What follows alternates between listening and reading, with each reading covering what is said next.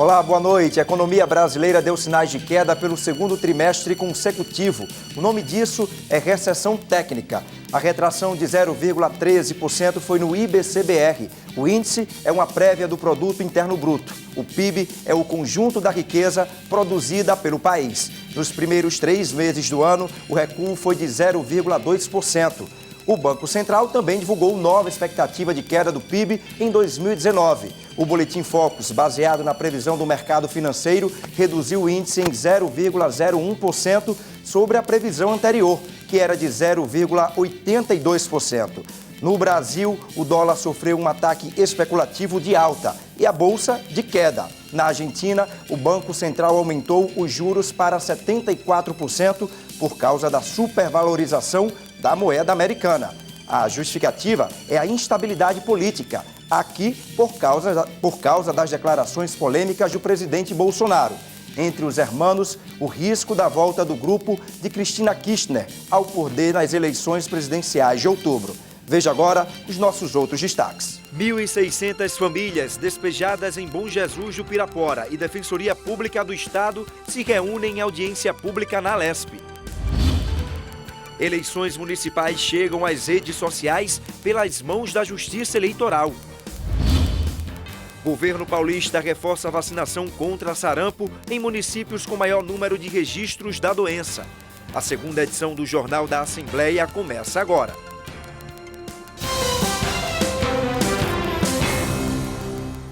Moradores sobre ação de despejo se reúnem com Defensoria Pública aqui na Alesp. É a segunda audiência pública provocada pela situação de cerca de 600 famílias de Pirapora do Bom Jesus. Há 4 meses, a vida do Vilmar mudou completamente. Morando há 21 anos no bairro Parque Paiol 1, recebeu um aviso de que seria despejado. Em 5 dias apenas, perdeu tudo. Estava no trabalho e, de repente, quando cheguei do trabalho, a minha esposa já estava espantada, né? E falou para mim que a gente ia ter que desocupar a área ali, senão a nossa casa ia ser quebrada, ia colocar o nosso imóvel na rua e ia derrubar a nossa casa. Assim como o Vilmar, outras 20 famílias viveram a mesma situação. Sem casa própria, hoje ele mora de aluguel, com outros 8 familiares. Hoje a gente conseguimos pagar uma casa próximo de lá porque a gente foi despejado, quebrou as nossas casas.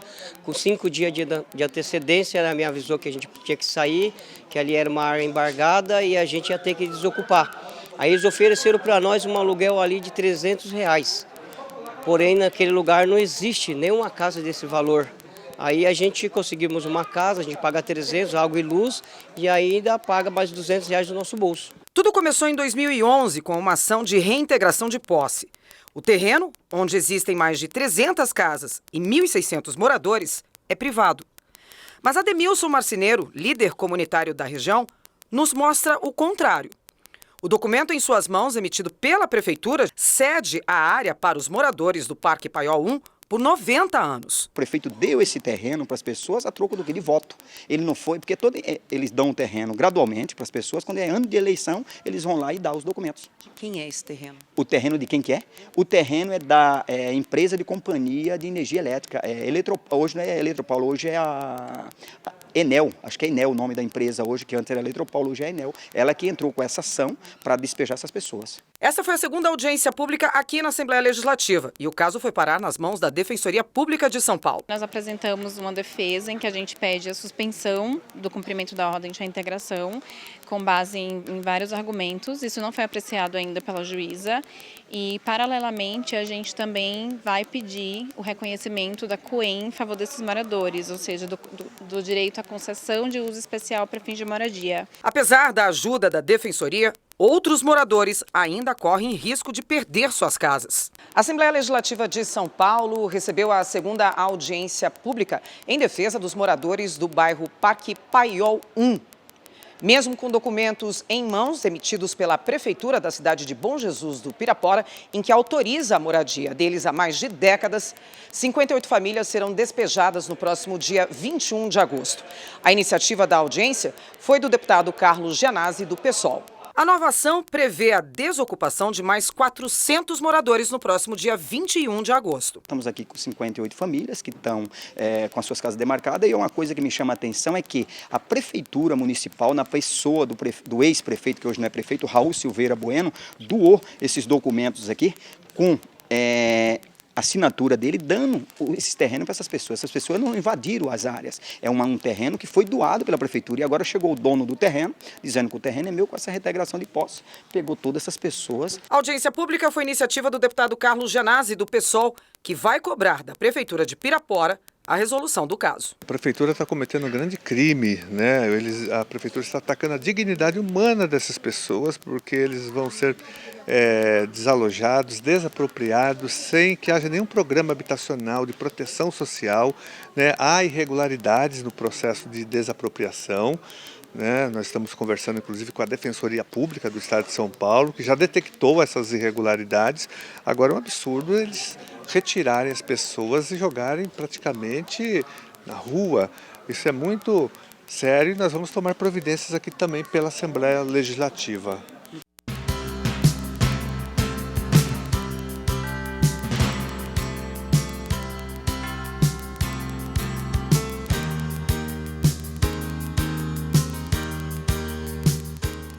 Especialistas em mobilidade urbana falaram sobre o tema em um fórum realizado nesta segunda-feira aqui na Lesp e destacaram as grandes necessidades para o transporte público em São Paulo.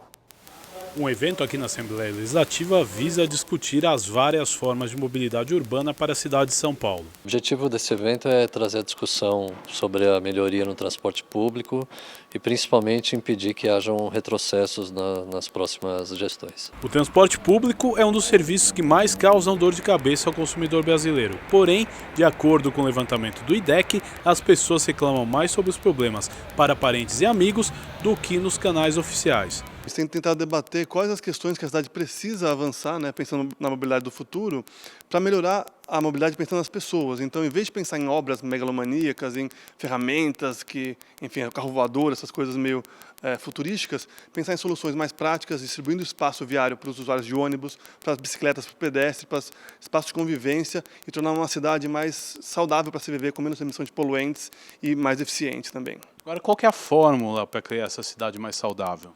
Precisa mudar um pouco o paradigma do pensamento de trânsito na cidade. É muito voltado para o carro hoje, muito voltado para o transporte individual, que ocupa espaço, que é caro e poluente, e começar em soluções desde as mais baratas, como faixas exclusivas e ciclofaixas, até as mais pesadas, como os corredores de ônibus e transporte por trilhos, que é para dar uma eficiência maior para o transporte, e com isso, no térreo da cidade, liberar espaço para atividades de convivência. O evento também abordou as novas tecnologias em inovação e mobilidade. O trabalho de inovação e mobilidade urbana é tentar trazer tecnologia e processos que embasam essa tecnologia para melhorar a eficiência do transporte público, entre outras questões de regulação, né?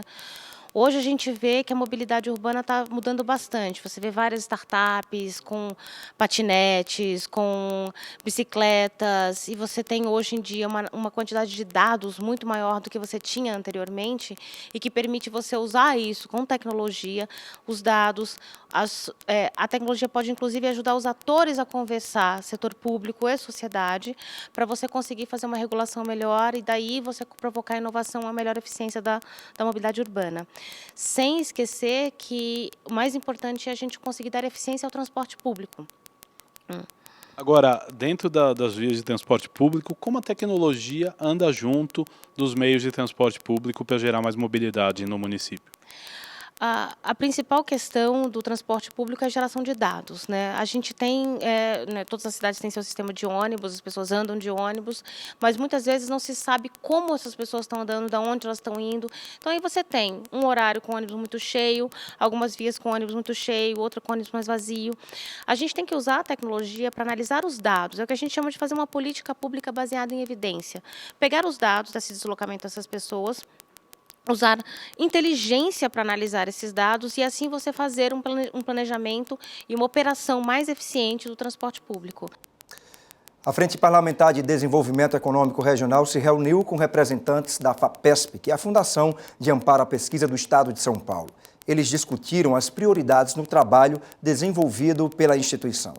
A Fundação de Amparo à Pesquisa do Estado de São Paulo é uma das principais agências de fomento à pesquisa científica e tecnológica do país. Além do trabalho na área acadêmica, a FAPESP apoia o empreendedorismo por meio do PIP, o Programa de Pesquisa Inovativa em Pequenas Empresas. Além do papel que era feito e que é feito com muita intensidade do apoio à ciência, o apoio à pesquisa básica, apoio à pós-graduação, mestrado, doutorado, há também um grande estímulo à criação de empresas inovadoras, empresas que tragam novos produtos, novos processos e que permitam o país se desenvolver, permitam criar novas oportunidades de trabalho, de emprego, inclusive muitos qualificados, permite exportação, enfim, movimentar a economia, transformando o conhecimento em emprego e riqueza. 1% da receita tributária do Estado de São Paulo é destinada à FAPESP para o investimento em pequenas empresas, 1 bilhão e 300 milhões de reais. Os editais da FAPESP acontecem 4 vezes por ano. Tem um aberto agora até o mês de outubro. Para mais informações é só acessar o site fapesp.br/PIP. Falar aqui com a frente sobre desenvolvimento regional tem uma interface muito grande com o que as pequenas empresas do nosso estado podem desenvolver. E a FAPESP tem um programa muito importante de apoio à pesquisa tecnológica desenvolvida no âmbito de pequenas empresas. O deputado Paulo Fiorilo, do PT, coordenador da Frente Parlamentar de Desenvolvimento Econômico Regional, acredita que o trabalho da frente vai ajudar a alavancar o empreendedorismo no estado. A ideia é que a gente possa dialogar com as regiões como o estado pode ser indutor de desenvolvimento, principalmente nesse momento em que a gente tem 3,7 milhões de desempregados no estado e, segundo a própria Secretaria de Desenvolvimento Econômico, pode chegar a 10 milhões se a gente considerar subemprego, quem deixou de procurar emprego. A gente já fez algumas atividades, hoje a gente está fazendo com a FAPESP para que ela possa se apresentar um pouco e, quem sabe, ser uma alternativa para discutir desenvolvimento, para discutir startups, que é importante nesse momento, você buscar alternativa para as pessoas. Então, o que nós precisamos é criar as condições para que o Estado seja de fato um indutor e ajude no desenvolvimento regional.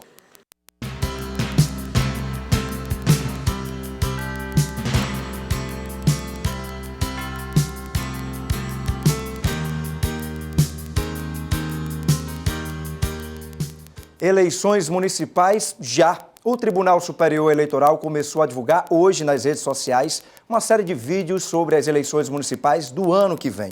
O material mostra as diferenças entre os pleitos locais e gerais, orienta sobre a regularização da situação eleitoral do eleitor e sugere também um acompanhamento das campanhas dos candidatos. O primeiro vídeo já está correndo aí nas redes, é esse aqui que a gente vai ver agora. Em outubro do ano que vem, eleitores de todo o país vão às urnas. Quer dizer, de quase todo o país. É que as eleições de 2020 vão ser municipais. No dia 4 de outubro, os brasileiros vão escolher prefeitos e vereadores.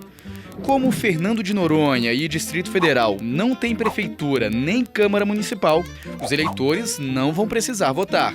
Os brasileiros que residem no exterior também não votam em pleitos municipais. Quem mora nessas localidades só participa das eleições gerais, quando são escolhidos deputados, senadores, governadores e presidente da República. Aliás, já que estamos falando de eleições municipais e gerais, vale a pena lembrar quando elas acontecem. Tanto uma quanto a outra ocorrem a cada 4 anos. Mas atenção para um detalhe muito importante: elas nunca coincidem. Para ficar mais fácil, ano que vem, em 2020, vamos ter eleições municipais. Já as eleições gerais vão ser apenas em 2022. Isso quer dizer que os brasileiros votam de 2 em 2 anos.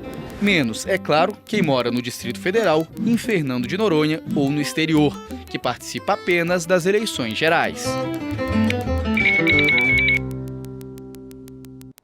A Assembleia Legislativa de São Paulo comemorou o Dia Nacional da Eubiose, uma filosofia que propõe o autoconhecimento e a ajuda ao próximo.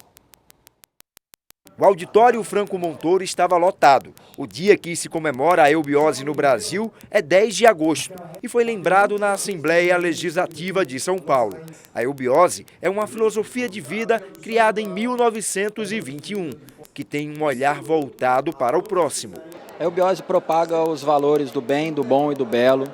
Ela ajuda no desenvolvimento espiritual do ser humano, no seu convívio com seus pares, no bom convívio com as leis da natureza, prega os valores éticos, morais, culturais, trabalho com as crianças, adolescentes, tudo isso é previsto em nosso estatuto e é fazer o bem sem olhar a quem. Então esse é o cerne da nossa instituição. A lei estadual que cria o Dia da Eubiose foi sancionada pela Assembleia em 2012. No ano passado, houve o reconhecimento nacional através de uma lei federal. Vladimir é membro da Sociedade Brasileira de Eubiose e diz que esta filosofia de vida impacta milhares de pessoas no mundo, mas, acima de tudo, traz um autoconhecimento. A missão maior que nós temos é o que nós chamamos de spes messis in semine, que é a esperança da colheita reside na semente, ou seja, ajudar crianças, jovens, adolescentes, que é aí que está o futuro, né, de uma nação, de uma pátria, do país. O ato solene que comemorou o Dia Nacional da Eubiose foi proposto pelo deputado estadual Castelo Branco do PSL, que também é membro da sociedade. São 95 anos da sua criação, de 1924. Na verdade, a sociedade é anterior a isso, mas ela foi formalizada em 1924. E 50 anos da presidência com a liderança do venerável Hélio Jefferson de Souza. Portanto, hoje é um dia glorioso para nós.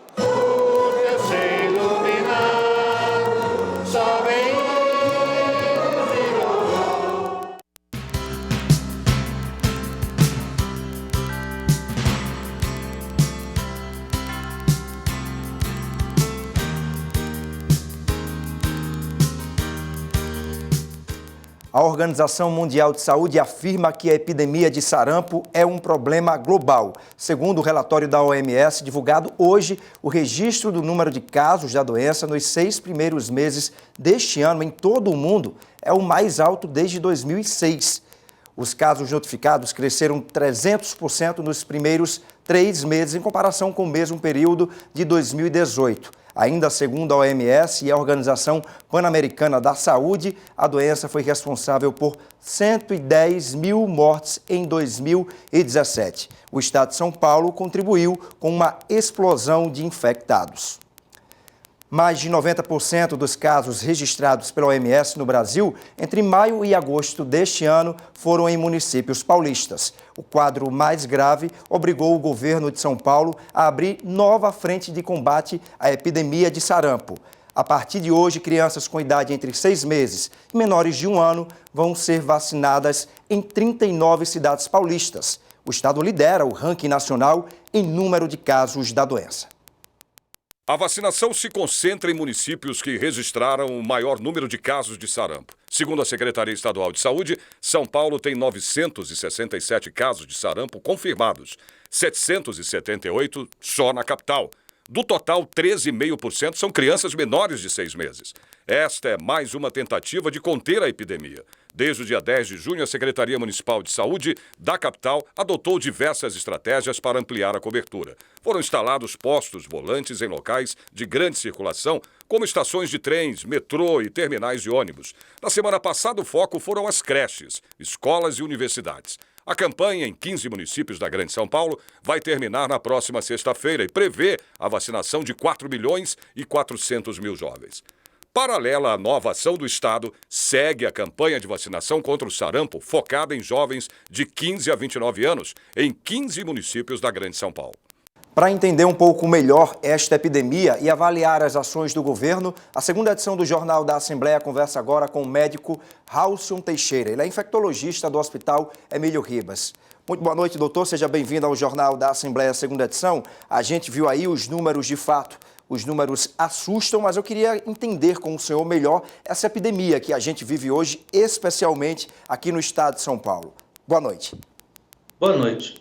O que acontece hoje é o que acontece em várias regiões do mundo, porque o vírus do sarampo é um vírus extremamente infectante, que tem a capacidade de infectar de uma pessoa, ela tem capacidade de infectar várias pessoas. Então, uma pessoa consegue fazer até 18 novos casos infectados se a pessoa ficar próxima dela. E o que acontece é que nós temos uma circulação de pessoas muito grande aqui no estado de São Paulo, decorrente de um grande aeroporto e do maior porto aí que nós temos aqui em Santos. E com isso nós tivemos, o ano passado, a entrada do vírus do sarampo através desses locais, principalmente do porto e do aeroporto. E com isso também nós estamos ainda com uma baixa quantidade de pessoas vacinadas, principalmente jovens, que vão aí dos 15 até os 29 anos. Para você ser considerado um vacinado completo, uma vacina que esteja totalmente eficaz, são necessárias 2 doses da vacina. E nós temos aí um grande grupo populacional, principalmente jovem, que só tomou uma dose da vacina, se tomou.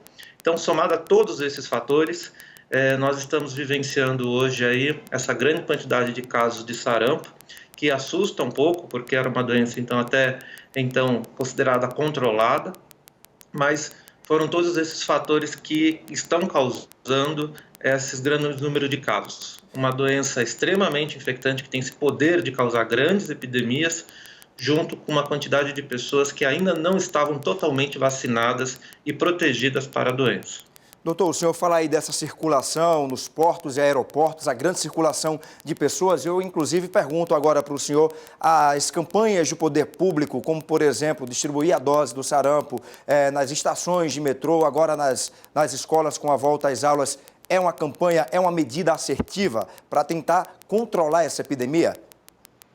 Olha, nós achamos que somente com grandes agora campanhas de vacinação e protegendo e fazendo a vacina para proteger grande parte da população é que a gente vai conseguir segurar essa epidemia de sarampo. Se nós não fizermos isso, é certo que a epidemia vai continuar. Então é muito necessário que todas essas ações de vacinação que estão sendo implementadas, tanto em escolas quanto nos locais públicos, onde as pessoas que passam têm sua carteira de vacinação checada e, se necessário, façam a dose de reforço, que elas façam sem medo. Essa vacina ela é segura para quem não tem as contraindicações, que são muito pequenas, e ela causa um benefício muito grande. Então, não se deixe levar por esses movimentos anti-vacinas, de que a vacina faz mal, porque ela é segura, e somente com essa vacinação em massa que nós precisamos fazer e chegar a níveis altíssimos de cobertura vacinal, ou seja, de pessoas vacinadas na cidade e aqui na Grande São Paulo, que a gente vai conseguir fazer esse bloqueio desse surto de sarampo, senão os números só vão aumentar. E aí o senhor fala justamente da importância de tomar a vacina, que é o principal meio justamente para você fazer o controle agora do sarampo no Brasil, falando especificamente aqui também do estado de São Paulo. Aí eu pergunto para o senhor também o seguinte, doutor, qual foi o erro? O que é que aconteceu para a gente chegar a essa epidemia? Faltou, em um certo momento, publicidade por parte do governo para se chamar a atenção dos pais, da população de uma forma em geral, do risco dessa doença que pode matar? Na verdade, o que a gente tem visto recentemente, não só com a vacina do sarampo, mas com todas as vacinas, a gente teve aí em 2017, 2018 e 2019, no começo do ano, a mesma coisa com febre amarela, mas assim, como as doenças estavam controladas e não se falava tanto nas vacinas, e há uma desinformação da necessidade de tomar a vacina. E a vacina meio que perdeu a sua importância em termos de campanhas, em termos de documentários, de reportagens. Então é importante as pessoas pararem para lembrar que a gente só conseguiu chegar nesse patamar de controle das vacinas de doenças consideradas, entre aspas, antigas, porque nós fizemos um esforço muito grande dessas gerações anteriores, onde a vacina era muito valorizada. Se há uma coisa no Brasil que é muito boa e que funciona, é o Programa Nacional de Imunização. Você imagine levar para todo esse Brasil grande continental vacina para toda a população. E a gente consegue fazer isso. Então, o que é importante agora é que as pessoas chequem nas campanhas de vacinação, que as pessoas procurem as campanhas para se vacinarem, e que não ouçam, no Brasil ainda não é tão intenso, mas que está chegando esse movimento anti-vacina. A gente vê o que acontece tem visto aí com febre amarela, agora tem visto com sarampo, quando a gente abaixa os níveis bons, considerados aí apropriados de vacinação, que as doenças conseguem voltar. E aí a gente tem tétano, a gente tem poliomielite, a gente tem outras doenças também circulando e que a gente pode se infectar se a gente não tiver vacina. Ou seja, doutor, pelo que eu estou entendendo na palavra do senhor, a questão não é nem a falta da vacina em si. Tem a vacina nas unidades de saúde, o que falta é a conscientização mesmo da população da importância de tomar a vacina e, lembrando, tomar as 2 doses, porque só uma dose não resolve o problema. Isso, lembrar que vacina não saiu de moda, então a gente precisa lembrar que vacina continua sendo um fato muito importante, tá? A gente deve ter uma campanha acontecendo agora para pessoas de 15 a 29 anos e a adesão está sendo baixíssima dessa campanha de vacinação. Então, todos devem olhar sua carteira de vacinação e, mesmo assim, para esse público, procurar os locais de vacina para receber. A vacinação é rápida, é segura, vai te proteger e não protege só você, protege todas as pessoas que estão ao seu lado. Se doutor, você acaba se contaminando... Oi? Então, mas aí me explica uma coisa, há uma mudança de cultura? Porque antigamente a gente via uma preocupação muito grande das pessoas em tomarem a vacina, agora, principalmente nesse público aí, a partir dos 15 anos, o senhor disse que é uma preocupação maior. Há uma mudança de cultura com essas gerações, essas novas gerações? Há uma mudança porque pouco se falou dessas doenças nos últimos anos, porque eram doenças que estavam controladas. Então, para os pais dessa geração, dessas crianças, foram pais que não tiveram, daí que estão entre os 20 até os 30, 35 anos, né, que estão com filhos pequenos, eles também não tiveram essas doenças porque eles estavam vacinados. Então, realmente, a falta de circulação dessas doenças fez com que houve um relaxamento dos dois lados. Então, das pessoas que acham que está tudo controlado e eu não preciso me vacinar, e também de um esforço maior, então, também do setor público de trazer, de lembrar que vacina é algo importante e que se a gente não chegar na meta necessária, as doenças voltam. Não tem outra condição. A doença vai voltar se a gente não chegar na meta necessária de proteção. O senhor falou agora da importância do governo justamente em estar lembrando, alertando a população da importância de tomar a vacina. Como é que o senhor avalia essas medidas do governo agora diante da epidemia, diante do problema já, em busca dessa solução? Olha, eu vejo que nesse momento há um esforço coletivo de todas, tanto da parte do governo, quanto da parte aí, dos setores de informação, então das mídias, jornais, revistas, TVs, em fazer, nesse momento, a orientação das pessoas. E mesmo com tudo isso que está acontecendo, as pessoas não estão buscando a informação, não estão buscando, a tomar a vacina. Veja a adesão a essa campanha de vacinação que está acontecendo agora para pessoas de 15 a 29 anos. Então, o que a gente precisa sempre é reforçar. Não espere acontecer um caso de sarampo próximo a você para tomar a vacina, que agora também a gente tem visto isso. As pessoas acabaram não procurando e aí casos têm acontecido e aí quando acontece um caso relativamente próximo, as pessoas têm ficado meio preocupadas. E como a gente reverte isso, doutor? A campanha não está funcionando, na opinião do senhor? Eu acho que a campanha está com uma baixa adesão, esses são os números, né? E como a gente muda isso? Reforçando a necessidade e falando sobre a doença em todos os locais, nas escolas, nos postos de vacinação, na mídia, para que todos se sensibilizem da importância da vacina. No início da entrevista, o senhor falou aqui para a gente, aí agora é uma curiosidade minha, o senhor trouxe um dado, pelo menos para mim é preocupante, o senhor disse que uma pessoa infectada com o vírus do sarampo, ela pode infectar até 18 pessoas, são várias pessoas. Esse vírus, ele consegue ficar, vamos dizer assim, no ambiente vivo por quanto tempo, doutor? Ele consegue ficar no ambiente por até 2 horas, viável, e consegue contaminar 18 pessoas próximas àquele indivíduo contaminado. Então, por isso que a gente fala que o vírus do sarampo está entre um dos mais altos de transmissão, dos mais agressivos no sentido de transmissão. Por isso que a importância de a gente fazer esse bloqueio vacinal. Senão não há jeito, o vírus vai circular e casos vão acontecer. Doutor, muito obrigado pela participação do senhor aqui no Jornal da Assembleia, segunda edição. Tenha uma boa noite. Boa noite, eu agradeço. Termina aqui esta segunda edição do Jornal da Assembleia. Você pode assistir nossa programação também pela internet no YouTube. A gente volta amanhã. Até lá.